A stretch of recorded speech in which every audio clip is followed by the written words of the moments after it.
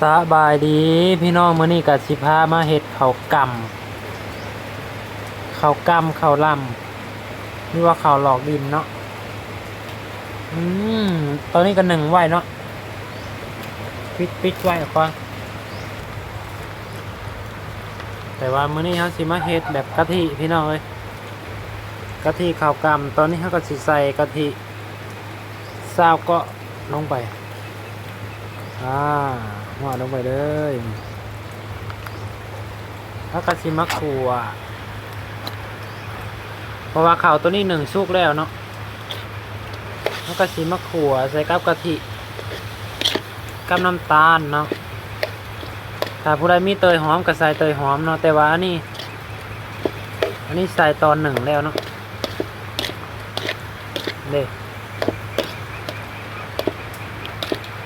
ข้าวกำพี่น้องเอ้ยแซ่บๆข้าวกำดอกดิน